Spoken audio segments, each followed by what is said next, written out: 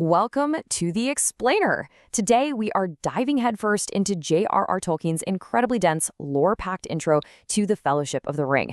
We're going to decode all that rich backstory, taking you on a really fascinating journey right from the real-world creation of the book straight into the beating heart of Middle-earth. So, let's get into it. Here is our roadmap for today. First, the author's true intent. Second, the nature of hobbits. Third, the ring's true story. Fourth, a long-expected party. And finally, number 5, the shadow of the past.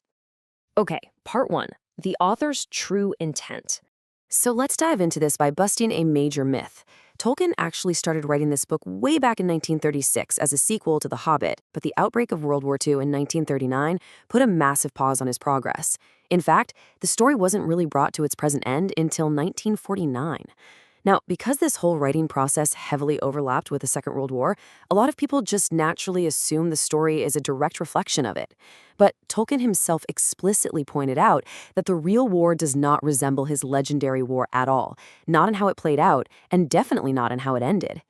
Which brings us to a really crucial point. Tolkien actually wrote, "I cordially dislike allegory in all its manifestations, and always have done so since I grew old and wary enough to detect its presence. I much prefer history, true or feigned, with its varied applicability." So why does this matter? Well, it's because Tolkien is explicitly rejecting the idea that his work is just some World War II allegory.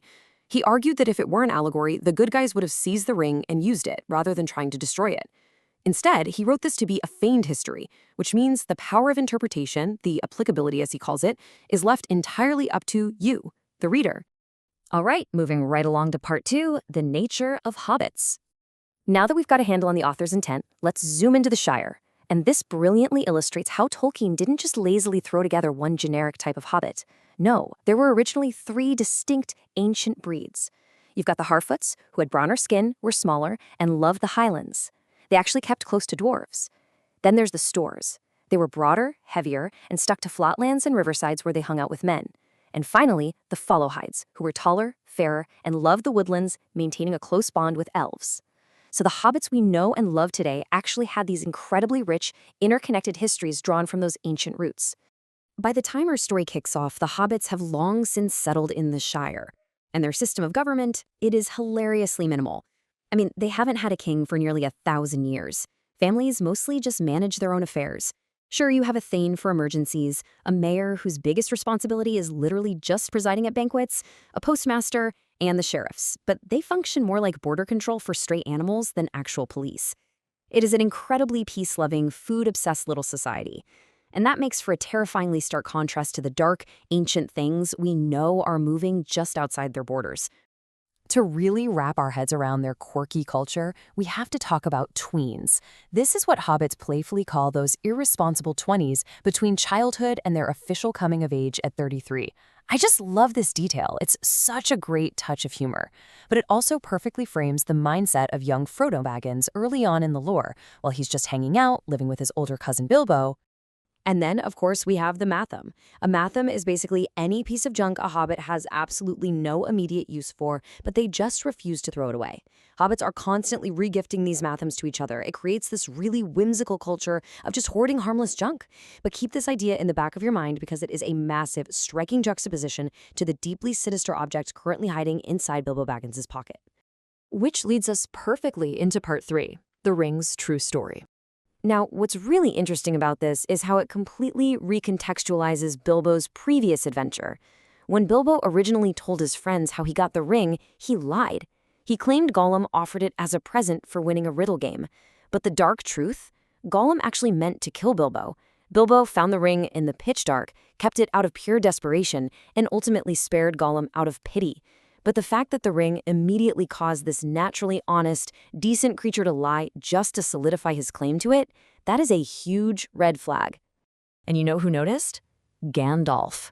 The wizard thought it was incredibly important and frankly disturbing that the good hobbit hadn't told the truth right from the start.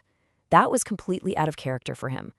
This subtle, uncharacteristic corruption of Bilbo is exactly what serves as the catalyst for Gandalf's deep, creeping suspicion over the ensuing years. He's left wondering, what is the true nature of this so-called magic ring? All right, let's jump forward in the timeline to part 4, a long-expected party. 111. Bilbo Baggins is throwing a massive, magnificent party for his 111st birthday. Now, 111 is a highly respectable age for a hobbit, for sure. But the local gossips are definitely whispering about something odd. Bilbo remains suspiciously well-preserved. Literally, at 111, he looks entirely unchanged from when he was 50.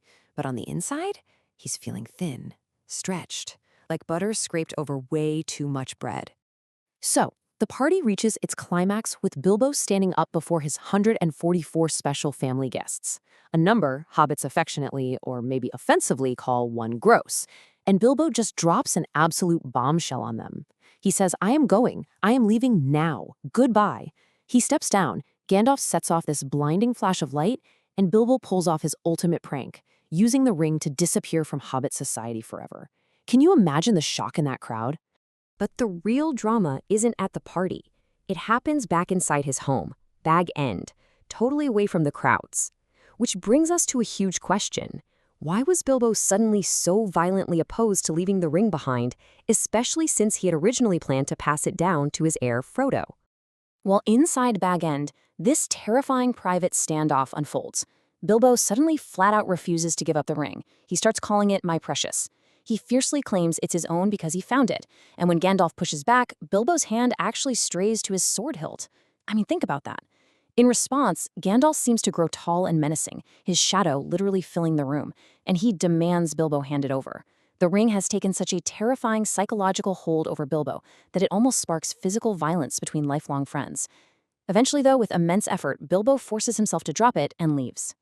Which brings us to the aftermath, and part 5. The shadow of the past. 50. For years after the party, Frodo lives quite peacefully in the Shire. But as he approaches that ominous age of 50, which, if you remember, is the exact age adventure came knocking for Bilbo, Frodo starts to feel pretty restless. He starts wandering, looking at maps, and while he does, a dark shadow begins to creep ever closer to the borders of the Shire. Rumors start flying through the local taverns. Elves are fleeing westward to the sea, dwarves are seeking refuge. Word is that the Dark Tower in Mordor has actually been rebuilt. Orcs are multiplying in the mountains, and trolls are now armed with dreadful new weapons. So the crucial takeaway here is this. While Frodo is sitting there enjoying his inheritance and living this quiet, cozy life, these terrifying rumors are slowly and silently suffocating the edges of their peaceful little world. Which leaves us with one final, deeply provocative question to ponder. What exactly has Bilbo left in Frodo's pocket? 9 long years after his last visit, Gandalf suddenly returns to Bag End with a horrifying revelation. That magical little trinket Frodo inherited? It's not just some toy for pulling pranks. It is a thing of ultimate danger.